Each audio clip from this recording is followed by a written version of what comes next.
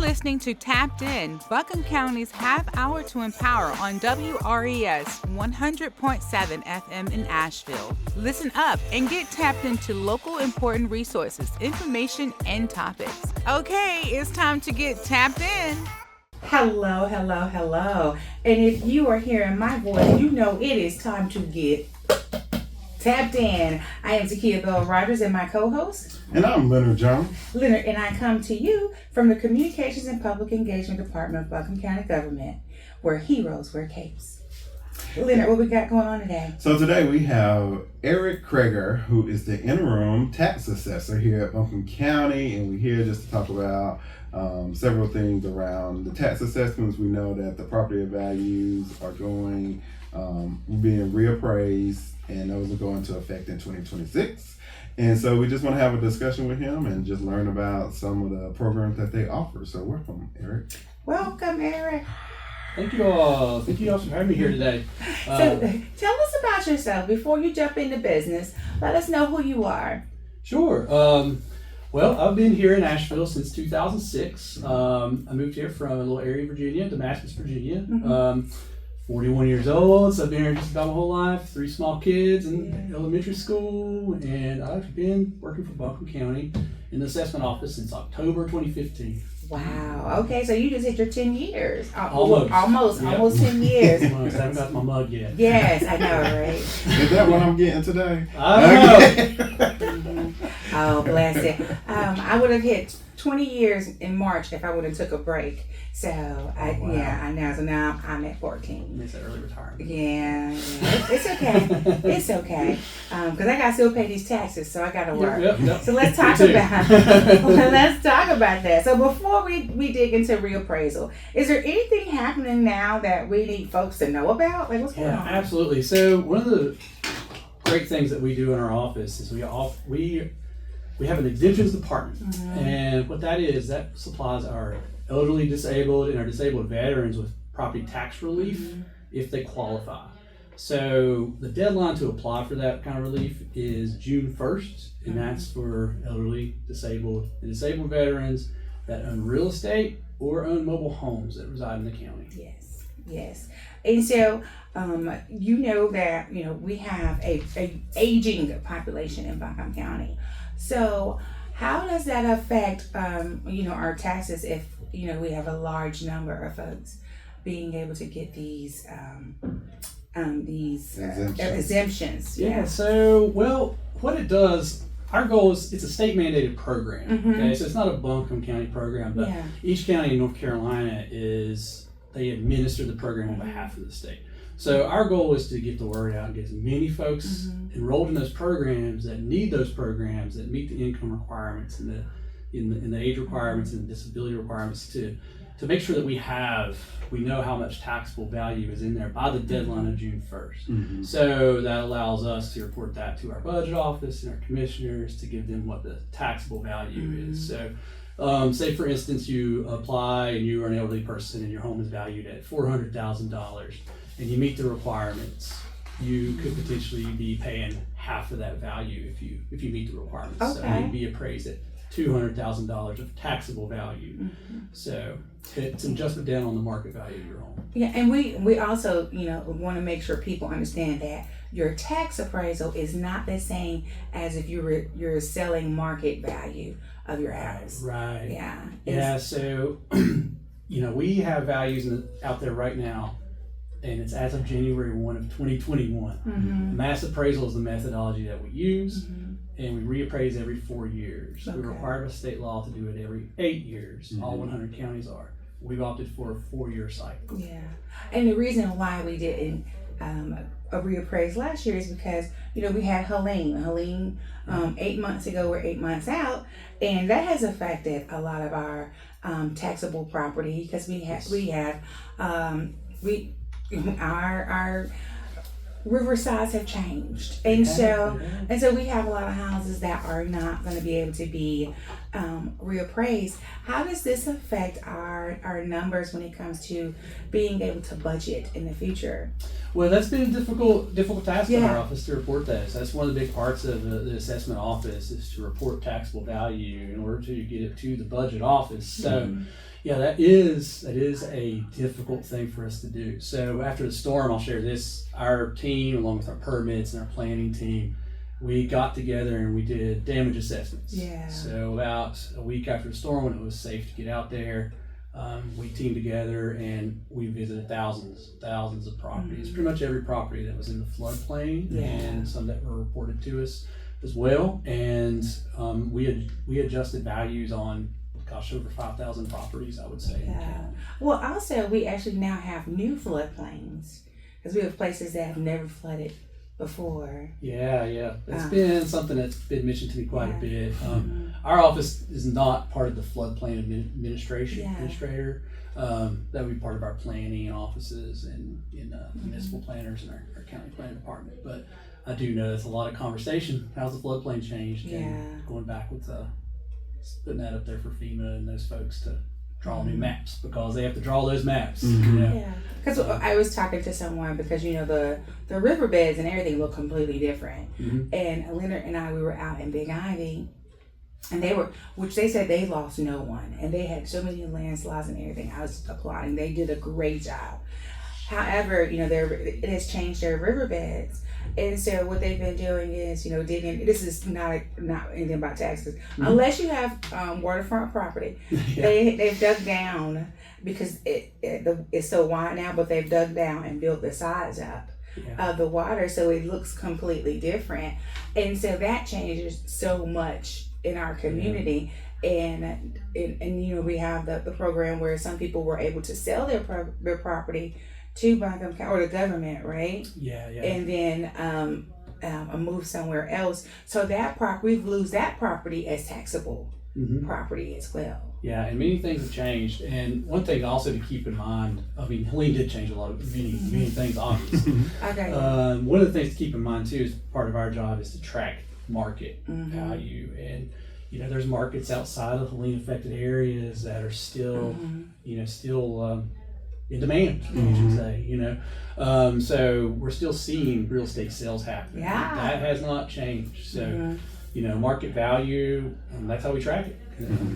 Qualified property sales, it's an open market transaction. And, this area that we live in is still, it's changed a lot, but it's still so beautiful and attracts so many people to it. And there's long-time residents that live here. And it's, it's still occurring. We still have a lot of market activity given what we went through. Now we have multiple properties. We have how many houses and properties would you say Buncombe County has?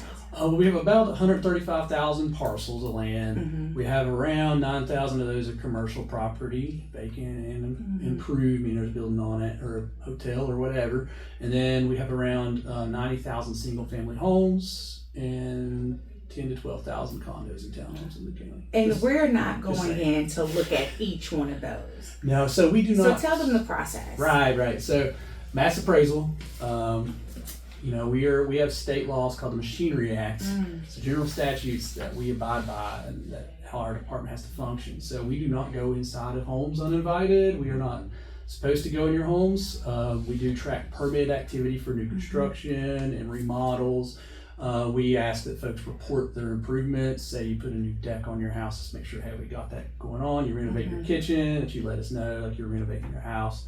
Let's say that, we track the market transactions too. So, but we do site visits on people's own property, but we do not enter homes. So, for reappraisal, you're going to see our cars out in the neighborhoods and driving around. We can go on, we're allowed to go to properties and measure homes, things like that externally. Talk with our residents, make sure that they know, hey, we're there. If you happen to not be home, we'll leave door hangers to let you know we were there with contact information, anything like that. And, assessment is really like a self-reporting system. I kind of refer to it like that. Meaning, as someone who lives here, it's really my responsibility to report to the tax office that I may live in, the jurisdiction I may live in. Okay, I saw this on my property record card, which is on the internet, as you can see.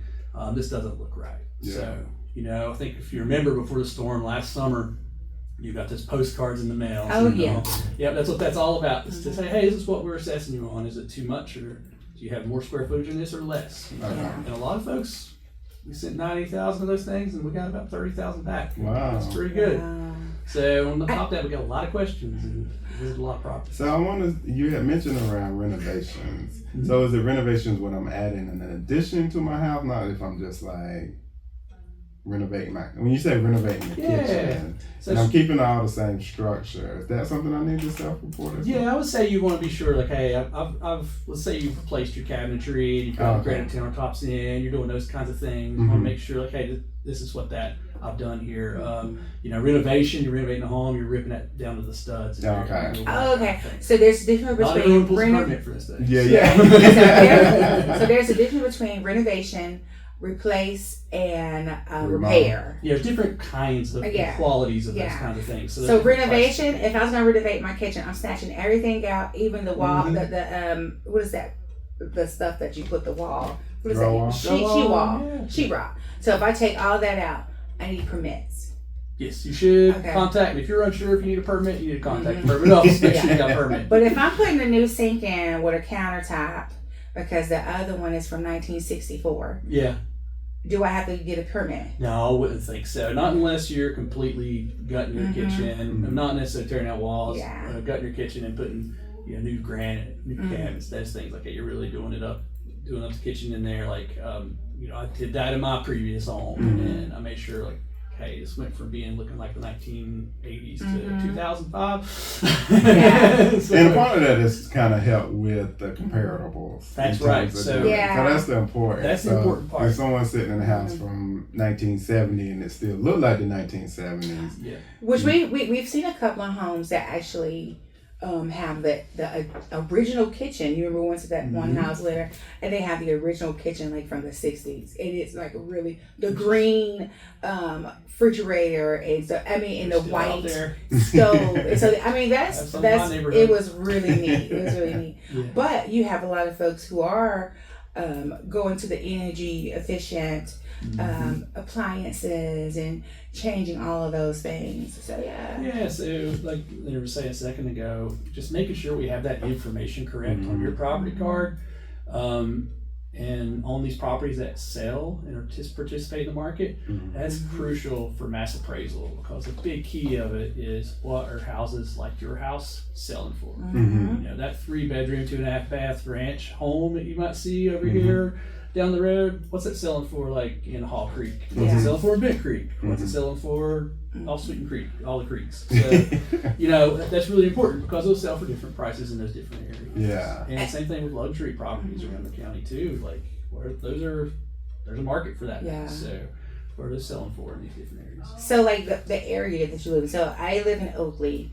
Leonard lives in West Asheville. So, our houses could be the exact same house, but they could be appraised for market value, completely different. Correct, because of their location. Even tax value, right? Yes, sir. Yeah, because that's our goal. Is at one point in time, what we interpret as being market value, using mass appraisal, which, what I've said just now, it's all about the data quality and making sure we can get what we got out there, and it's as good as we can get from our residents and from our site visits and from our aerial imagery that we have, and all those things and tools that we use. We just got to get the best we can. So the internal components of a home, that's the most difficult thing to get, because we cannot go inside your home. It's not something we can do.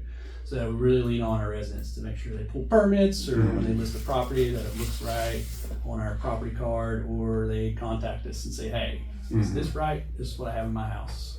And you had mentioned earlier where you were talking about the tax assessment or reappraisal. Buncombe County does it every 4 years. You said statutory, they got to do it every 8. And the purpose of kind of choosing that kind of middle of the mark, what's the reasoning behind that? Just to kind of stay closer to market value?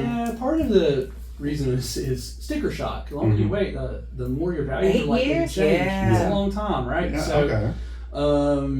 So we did reappraisal in 21, and then 22 and 23, we saw a lot of folks moving here. Mhm. We saw a lot of home prices go up. Mhm. So those things change your market value, and doing it more frequently Mhm. does reduce that sticker shock. Okay. But there's a big, it's kind of a nerdy buzzword that we use in appraisal, it's equalization. Mm-hmm. So, and that is that scenario I said earlier. What's Mhm. this home sell for here versus over there?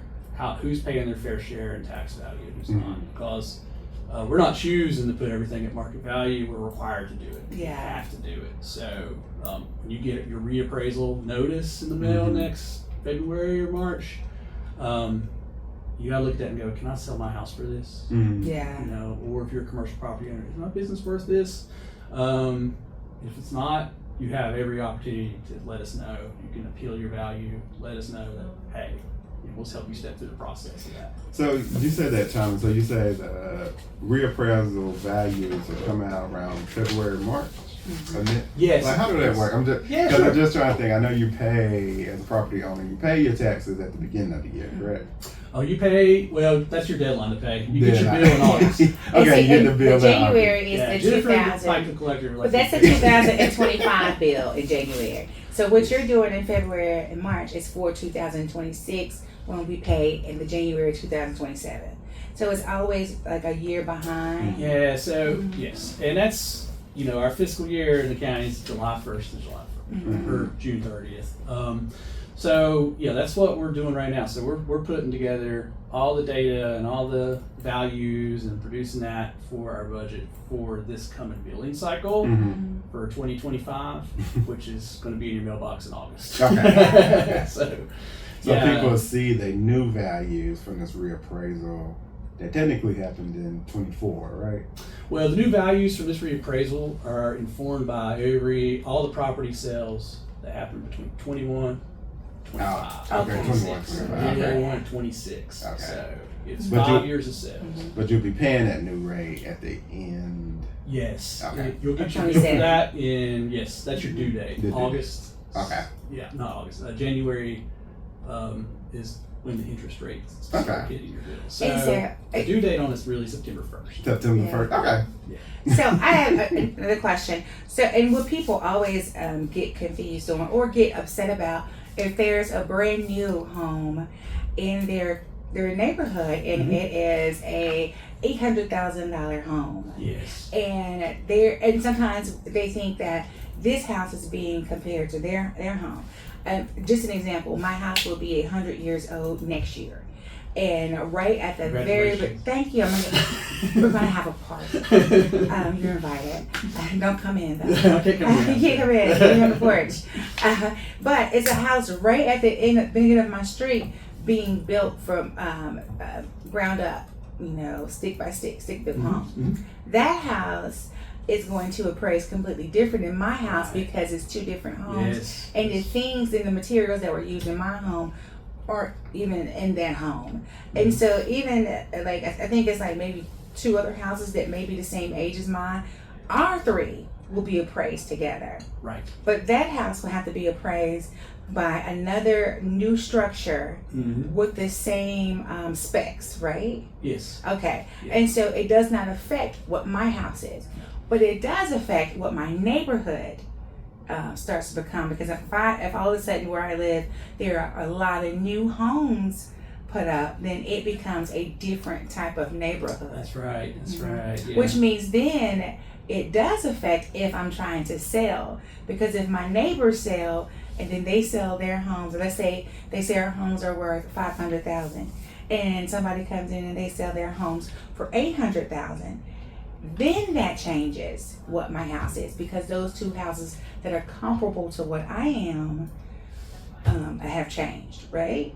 Right. Mhm. Yes. I'm Okay. pretty sure I'm following you here. Yeah. So, like I was saying earlier, mass appraisal is all about grouping like properties together and what are properties like that selling Yes. for. But one thing I'll say about that too is one sale doesn't tell you what market value is. Two doesn't. Three doesn't. Four doesn't really. Five doesn't. So you really got to pile up the sales to really help you inform our office of okay, what are these actually selling for? What's the true market value? So because there's a lot of things that happen in a real estate transaction that. I hope I don't have to do that ever again. But Yeah. you know, there's a lot of emotion. There's a lot of different things that play into it, and people Well, yeah, overpay. Yeah, title Sometimes people searches, Yeah.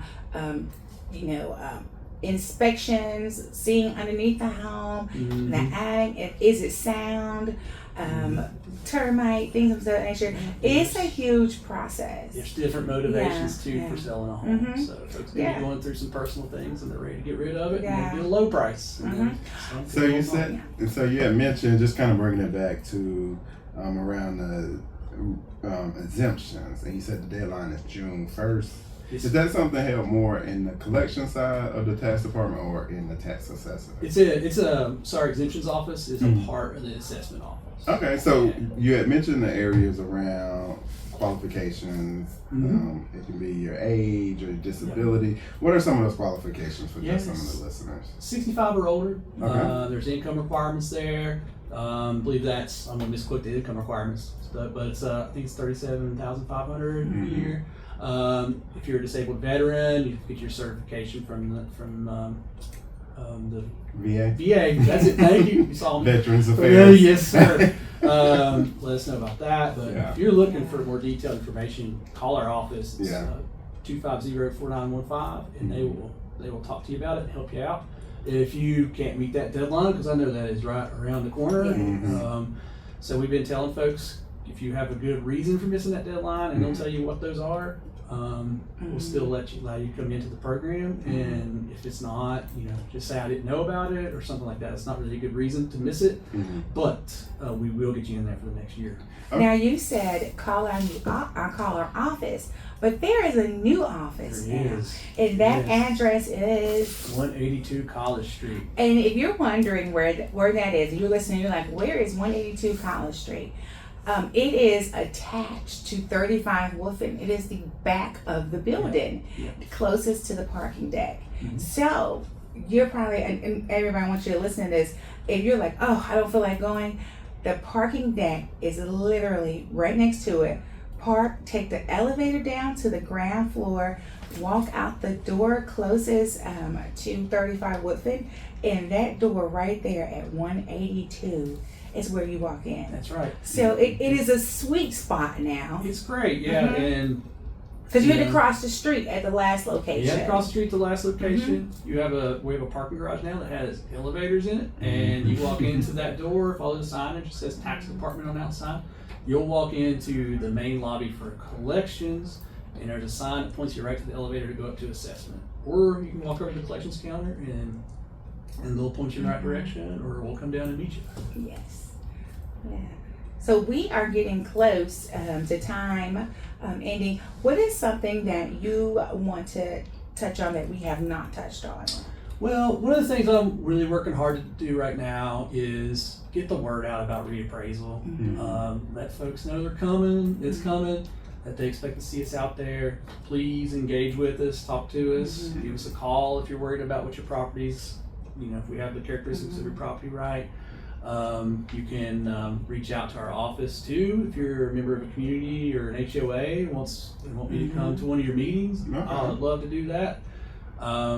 And then, I really want to get the word out about reappraisal. And, when you get that notice in the mail, if you feel like it's not right or you have questions about it, call our office. There's nothing wrong with appealing your property value. We want you to do that if you see an issue. And we have an Abbey, which is an Asheville Buncombe Black Elder meeting coming up, and we are also extending an invitation to you on that, just so that you can meet our elders, and if they have any questions, they'll probably ask you. They're very vocal, and so I'd like to extend that to you as well.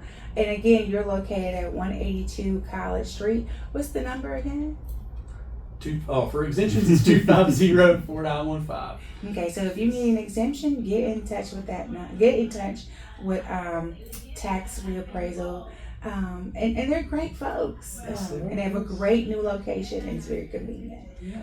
Leonard, you have any questions you need to ask? I would just always, as Mr. Cregger had just mentioned here, with a phone number, but you always can go to buncombecounty.org as well, and look under tax and find out information around tax assessors as well as tax collection to see your deadlines and more information about these reappraisal about exemptions and the qualifications for that.